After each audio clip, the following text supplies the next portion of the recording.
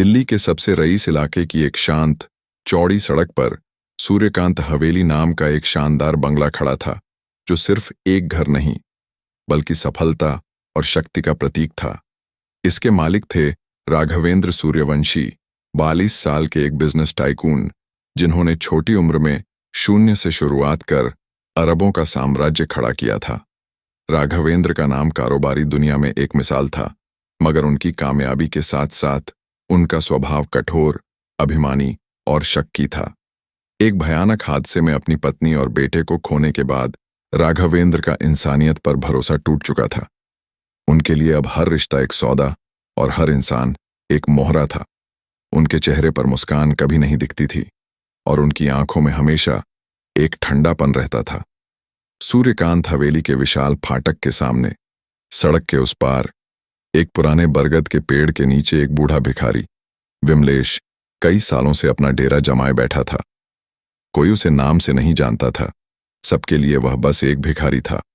उसके बाल और दाढ़ी सफेद थे, कपड़े फटे और मैले, और शरीर कमजोरी से झुका हुआ था, मगर उसकी आंखों में एक गहरी समझदारी थी, जो सड़कों पर जीने से नहीं आती। वह चुपचाप लोगों, गाड़ियों और खासकर सूर्यकांत हवेली की हलचल को देखता रहता था। राघवेंद्र रोज अपनी लग्जरी कारों में से किसी एक में सवार होकर उस रास्ते से गुजरता था। कभी कभार उसकी नजर विमलेश पर पड़ती, मगर सिर्फ घृणा के साथ। उसे लगता था कि यह आदमी आलसी और समाज पर बोझ है। उसने कई बार अपने गार्ड से उसे वहां से हटवाने की कोशिश की, पर विमलेश हर बार कुछ दिन बाद उसी पेड़ के नीचे लौट आता था। कोई नहीं जानता था कि यह भिखारी, जिसे दुनिया ने ठुकरा दिया था, कभी विमलेश तिवारी था, देश का एक प्रतिभाशाली मैकेनिकल इंजीनियर। विमलेश की जिंदगी में कभी सुख था, एक प्यारी पत्नी और एक छोटा बेटा। वह एक मशहूर ऑटोमोबाइल कंपनी में रिसर्च हेड था, मगर उसकी ईमानदारी और सफलता उसके पार्टनर को खटकने लगी।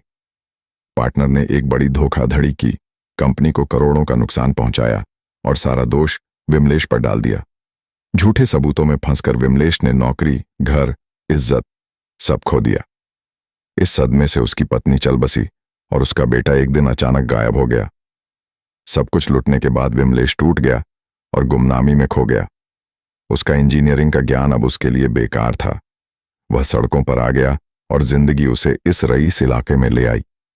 वहां बैठकर वह राघवेंद्र को देखता और उसकी आंखों में नफरत नहीं, बल्कि एक अजीब सी हमदर्दी थी। उसे राघवेंद्र में अपना अक्स दिखता, एक ऐसा इंसान जो बाहर से मजबूत मगर अंदर से अकेला था। दूसरी ओर राघवेंद्र का प्रतिद्वंदी कालिदास मेहरा उसकी सफलता से जलता था। कालिदास एक चालाक और क्रूर इंसान था, जो अपने रास्ते की हर रुकावट को हटाने के लिए कुछ भी कर सकता था। उसने कई बार राघवेंद्र को नुकसान पहुंचाने की कोशिश की, पर हर बार असफल रहा। अब उसने एक खतरनाक योजना बनाई, जिससे राघवेंद्र हमेशा के लिए रास्ते से हट जाए। एक रात जब शहर सो रहा था, विमलेश अपने पेड़ के नीचे लेटा था। तभी उसने एक काली वैन को सूर्यकांत हवेली के पास रुकते देखा। रात के उस समय यह असामान्य था। वैन से 3 नकाबपोश उतरे। विमलेश ने देखा कि बंगले का चौकीदार, जिसे राघवेंद्र मोटी तनख्वाह देता था, चुपके से गेट खोलकर उन्हें अंदर ले गया। चौकीदार के हाथ में नोटों की गड्डी थी। विमलेश को कुछ गलत होने का शक हुआ। उसका पुराना इंजीनियर और सजग नागरिक जाग उठा। वह अपनी जगह से उठा और बिना आवाज किए बंगले की दीवार के साथ लगे पेड़ों की आड़ में छिप गया। उसने देखा कि वे तीनों सीधे गैरेज की ओर गए, जहां राघवेंद्र की पसंदीदा बेंटले खड़ी थी। चौकीदार ने गैरेज का दरवाजा खोला और बाहर पहरा देने लगा। विमलेश चुपके से और करीब गया और एक छोटी खिड़की से अंदर झांका। अंदर का दृश्य देखकर वह सन्न रह गया। वे लोग पेशेवर मैकेनिक लग रहे थे। उन्होंने गाड़ी के नीचे जैक लगाया और ब्रेक फ्लूइड की पाइपलाइन को काट रहे थे। विमलेश एक इंजीनियर होने के नाते तुरंत समझ गया कि वे ब्रेक को इस तरह खराब कर रहे थे कि पहली बार ब्रेक लगाने पर वह थोड़ा काम करे, मगर बाद में पूरी तरह फेल हो जाए। यह एक सोची समझी साजिश थी, जिसे हादसा दिखाया जा सके। उसने उनमें से एक को कहते सुना, कालिदास मेहरा इस बार कोई गलती नहीं चाहता। कल सुबह जब यह गाड़ी से निकलेगा तो यह उसकी आखिरी सुबह होगी। कालिदास का नाम सुनते ही विमलेश सब समझ गया। उसके हाथ पैर कांपने लगे।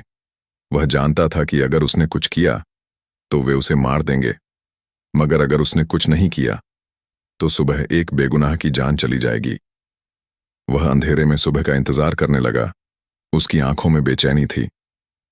अगली सुबह ठीक 8:30 बजे सूर्यकांत हवेली का गेट खुला। राघवेंद्र अपने महंगे सूट में फोन पर किसी को डांटते हुए बाहर निकला। उसका चेहरा तनाव से भरा था। उसका ड्राइवर बेंटले का दरवाजा खोले खड़ा था। आज राघवेंद्र को एक बड़ी अंतर्राष्ट्रीय डील फाइनल करने जाना था। विमलेश, जो रात भर जागकर मौके का इंतजार कर रहा था, यह देखते ही उठा। उसके पास सोचने का समय नहीं था। उसने पूरी ताकत से सड़क पार की और गेट की ओर दौड़ा। जैसे ही राघवेंद्र गाड़ी में बैठने वाला था, विमलेश सुरक्षा घेरा तोड़कर अंदर घुसा और चिल्लाया, रुकिए साहब, इस गाड़ी में मत बैठिए, इसके ब्रेक काटे गए हैं। राघवेंद्र और उसके गार्ड्स चौंक गए। राघवेंद्र ने गुस्से से विमलेश को देखा। उसे लगा कि यह भिखारी कोई नया ड्रामा कर रहा है। उसने गार्ड्स को इशारा किया, इसे बाहर फेंको। 2 गार्ड्स विमलेश पर टूट पड़े। उन्होंने उसे मारना शुरू किया। एक ने उसके पेट में घूंसा मारा, दूसरे ने उसे जमीन पर गिरा दिया, मगर विमलेश चिल्लाता रहा, साहब, आपकी जान खतरे में है, मैंने खुद देखा, ब्रेक काटे गए हैं।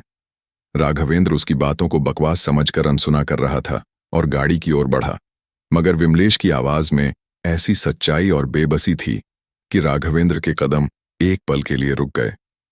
उसने ऐसी ईमानदारी पहले कभी नहीं देखी थी। वह हमेशा मानता था कि हर इंसान लालची होता है, मगर इस भिखारी की आंखों में लालच नहीं, बल्कि उसे बचाने की जिद थी। उसने सोचा, क्यों ना इस भिखारी को सबके सामने झूठा साबित किया जाए। उसने क्रूर मुस्कान के साथ ड्राइवर को कहा, गुप्ता जी, गाड़ी स्टार्ट करें और यहीं ब्रेक लगाकर दिखाएं कि इस भिखारी की बात में कितनी सच्चाई है। ड्राइवर ने हिचकिचाते हुए गाड़ी स्टार्ट की। राघवेंद्र और गार्ड्स एक तरफ खड़े होकर तमाशा देखने लगे।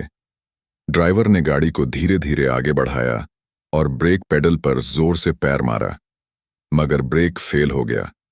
गाड़ी रुकी नहीं, बल्कि तेजी से बंगले के महंगे गेट से टकरा गई। एक जोरदार धमाका हुआ। गाड़ी का अगला हिस्सा चकनाचूर हो गया और गेट उखड़ गया। वहां सन्नाटा छा गया। राघवेंद्र का चेहरा सफेद पड़ गया। अगर यह हादसा सड़क पर हुआ होता तो वह जिंदा नहीं होता। उसकी नजर जमीन पर पड़े विमलेश पर गई, जो गार्ड्स की मार से घायल था। उसके मुंह से खून निकल रहा था। पहली बार राघवेंद्र ने उसे भिखारी नहीं, इंसान के रूप में देखा। शर्म और अपराध बोध ने उसे झकझोर दिया। वह दौड़कर विमलेश के पास गया, गार्ड्स पर चिल्लाया, छोड़ दो इसे। उसने तुरंत अपने डॉक्टर को फोन किया और एम्बुलेंस बुलवाई। विमलेश को सावधानी से बंगले के गेस्ट रूम में ले जाया गया। स्टाफ हैरान था कि जिस भिखारी को वे धुतकारते थे, उसे उनका मालिक घर में ला रहा था। राघवेंद्र ने अपनी सारी मीटिंग्स रद्द कर दी और पुलिस कमिश्नर को फोन कर पूरी घटना बताई। पुलिस ने तुरंत कार्रवाई की। विमलेश ने रात में देखे गए लोगों, वैन और कालिदास मेहरा का जिक्र पुलिस को बताया। चौकीदार ने सब उगल दिया और कुछ ही घंटों में कालिदास को उसके ऑफिस से गिरफ्तार कर लिया गया। यह खबर जंगल की आग की तरह फैल गई। अगले कुछ हफ्तों तक विमलेश सूर्यकांत हवेली में रहा। राघवेंद्र उसकी देखभाल करता था। वह समझ नहीं पा रहा था कि जिसके पास कुछ नहीं, वह उसकी जान क्यों बचाएगा, जिसने उसे सिर्फ नफरत दी। विमलेश ने अपनी कहानी सुनाई, अपनी सफलता, धोखा और परिवार खोने का दर्द। राघवेंद्र को उसमें अपना दर्द दिखा। उसे एहसास हुआ कि वह दौलत के पहाड़ पर अकेला है। विमलेश की सादगी और निस्वार्थ भाव ने उसके पत्थर दिल को पिघलाया। जब विमलेश ठीक हुआ, राघवेंद्र ने उसे एक खाली चेक थमाया, बोला, जितनी रकम चाहें भर लें। विमलेश ने चेक लौटाते हुए कहा, साहब, अगर मुझे पैसा चाहिए होता तो मैं आपकी जान का सौदा करता। मैंने इंसानियत के लिए किया। राघवेंद्र की आंखें भर आईं। उसने विमलेश के अतीत की जांच कराई, धोखेबाज पार्टनर को सजा दिलवाई और विमलेश की संपत्ति व सम्मान वापस दिलाया। उसने विमलेश को अपनी कंपनी में ऑटोमोबाइल सेफ्टी रिसर्च डिवीजन का हेड बनाया। कुछ ही महीनों में अखबारों की सुर्खियां बदल गईं। सूर्यवंशी इंडस्ट्रीज के नए सेफ्टी फीचर, जिन्हें विमलेश तिवारी ने बनाया, की चर्चा थी। 2 लोग जो कभी समाज के विपरीत छोर पर थे, अब इंसानियत और सुरक्षा के लिए साथ काम कर रहे थे। राघवेंद्र को एक सच्चा दोस्त मिला और विमलेश को उसकी खोई जिंदगी। सूर्यकांत हवेली का गेट नया बन गया, मगर राघवेंद्र का दिल हमेशा के लिए बदल गया। यह कहानी सिखाती है कि इंसानियत दौलत या हैसियत की मोहताज नहीं। किसी को उसके बाहरी रूप से नहीं आंकना चाहिए, क्योंकि फटे कपड़ों के पीछे अनमोल हीरा छिपा हो सकता है। एक निस्वार्थ कर्म आत्मसम्मान और सच्ची खुशी देता है, जो दौलत नहीं दे सकती। इस कहानी की सबसे बड़ी सीख यह है कि इंसानियत और बिना स्वार्थ के किया गया एक छोटा सा काम दुनिया की सारी दौलत और रुतबे से बढ़कर होता है। किसी इंसान की असली कीमत उसके कपड़े, पैसा या सामाजिक हैसियत नहीं, बल्कि उसके दिल की सच्चाई, ईमानदारी और दूसरों के लिए की गई निस्वार्थ मदद तय करती है।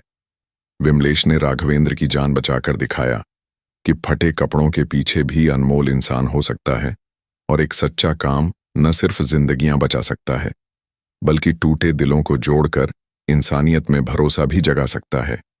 यह हमें सिखाता है कि किसी को उसके बाहरी रूप से नहीं आंकना चाहिए, क्योंकि सच्चाई और अच्छाई किसी भी चमक दमक से कहीं ज्यादा कीमती होती है। सूर्यकांत हवेली अब पहले से कहीं ज्यादा जीवंत थी। राघवेंद्र सूर्यवंशी और विमलेश तिवारी की दोस्ती ने न केवल उनकी जिंदगी बदली, बल्कि पूरे कारोबारी और सामाजिक परिदृश्य को एक नई दिशा दी। विमलेश की अगुवाई में सूर्यवंशी इंडस्ट्रीज की ऑटोमोबाइल सेफ्टी रिसर्च डिवीजन ने नई ऊंचाइयां छुईं। उनके द्वारा विकसित किए गए सेफ्टी फीचर्स न केवल भारत में, बल्कि अंतर्राष्ट्रीय बाजार में भी क्रांति ला रहे थे। उनकी एक खास तकनीक, स्मार्ट ब्रेक सिस्टम, ने कार दुर्घटनाओं में होने वाली मौतों को 40% तक कम कर दिया। अखबारों और टीवी चैनलों पर विमलेश की कहानी, एक भिखारी से लेकर एक सम्मानित इंजीनियर तक का सफर, लोगों के लिए प्रेरणा बन गई।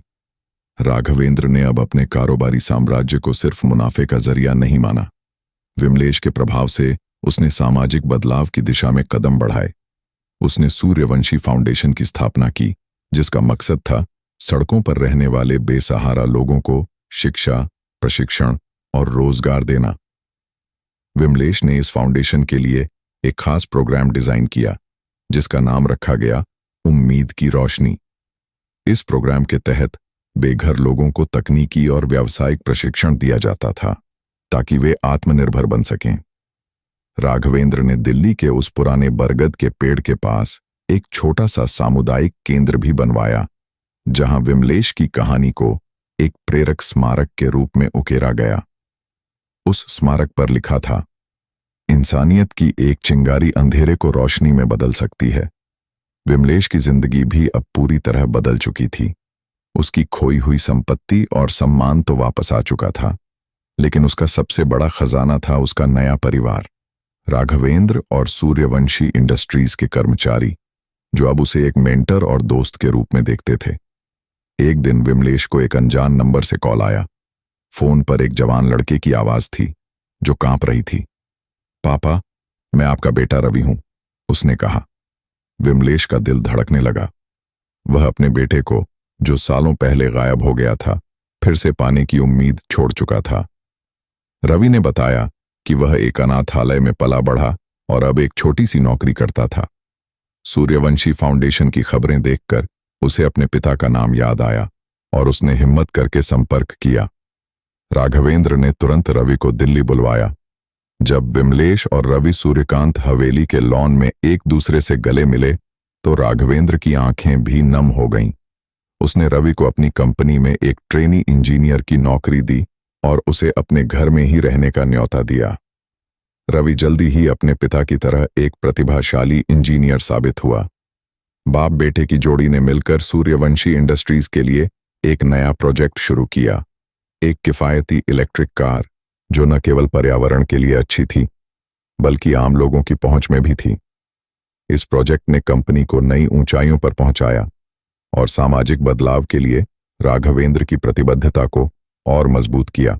राघवेंद्र का स्वभाव अब पूरी तरह बदल चुका था। वह पहले की तरह कठोर और शक्की नहीं रहा। उसने अपने कर्मचारियों और सहयोगियों के साथ एक गहरा रिश्ता बनाना शुरू किया। हर सुबह जब वह अपनी नई बेंटले में ऑफिस जाता, वह उस बरगद के पेड़ के पास रुकता, जहां कभी विमलेश बैठा करता था वहां अब एक छोटा सा गार्डन बन गया था, जिसे राघवेंद्र ने विमलेश उद्यान नाम दिया था। वह वहां कुछ पल रुकता, गहरी सांस लेता और अपने दोस्त की निस्वार्थता को याद करता। उसने अपने जीवन का एक नया मंत्र बना लिया था। दौलत सुख दे सकती है, मगर इंसानियत जिंदगी को मायने देती है। 1 साल बाद सूर्यकांत हवेली में एक भव्य समारोह हुआ। सूर्यवंशी फाउंडेशन के पहले बैच के 100 प्रशिक्षुओं को नौकरी और सम्मान के साथ विदा किया गया। विमलेश और रवि मंच पर राघवेंद्र के साथ खड़े थे। उस दिन राघवेंद्र ने घोषणा की कि वह अपनी कंपनी का 20% हिस्सा सूर्यवंशी फाउंडेशन को दान कर रहा है, ताकि यह काम बिना रुके चलता रहे। भीड़ में तालियों की गड़गड़ाहट गूंज उठी। विमलेश ने माइक लिया और कहा, मैंने जिंदगी में सब खोया, मगर इंसानियत ने मुझे सब वापस दिया। ये कहानी मेरी नहीं, हम सबकी है। हर इंसान में एक हीरा छिपा है, बस उसे तराशने की जरूरत है। उस रात सूर्यकांत हवेली की छत पर राघवेंद्र, विमलेश और रवि एक साथ बैठे। आसमान में तारे चमक रहे थे और दिल्ली की हवा में एक अजीब सी शांति थी। राघवेंद्र ने विमलेश की ओर देखा और कहा, तुमने मुझे सिर्फ जान नहीं बचाई, तुमने मुझे जीना सिखाया। विमलेश मुस्कुराया और बोला, साहब, हम सब एक दूसरे को कुछ ना कुछ सिखाते हैं, बस दिल खुला रखिए। यह कहानी यहीं खत्म नहीं हुई। सूर्यवंशी इंडस्ट्रीज और सूर्यवंशी फाउंडेशन ने मिलकर लाखों लोगों की जिंदगी बदली। विमलेश और रवि ने नई तकनीकों के जरिए दुनिया को सुरक्षित और बेहतर बनाया, जबकि राघवेंद्र ने अपनी दौलत और प्रभाव को समाज के भले के लिए इस्तेमाल किया। सूर्यकांत हवेली अब सिर्फ एक बंगला नहीं थी, वह एक सपने का प्रतीक थी, जहां इंसानियत, दोस्ती और मेहनत ने हर मुश्किल को जीत लिया। और उस बरगद के पेड़ का गार्डन हर उस इंसान को प्रेरणा देता रहा जो वहां से गुजरता था। यह कहानी हमें सिखाती है कि इंसानियत और मेहनत की कोई सीमा नहीं होती। हर इंसान, चाहे वह किसी भी परिस्थिति में हो, दुनिया को बेहतर बना सकता है, बशर्ते उसे एक मौका और थोड़ा सा विश्वास मिले। इस कहानी को सुनने के बाद आप क्या सोचते हैं? क्या सच्ची इंसानियत और निस्वार्थ मदद आज भी समाज में उतनी अहमियत रखती है जितनी इस कहानी में विमलेश ने दिखाई? तो दोस्तों, आपको यह कहानी कैसी लगी? कमेंट बॉक्स में जरूर बताएं। कहानी अच्छी लगी तो वीडियो को लाइक करें, चैनल को सब्सक्राइब करें, अपने दोस्तों के साथ शेयर करना ना भूलें। पूरी कहानी देखने का आप सबका धन्यवाद।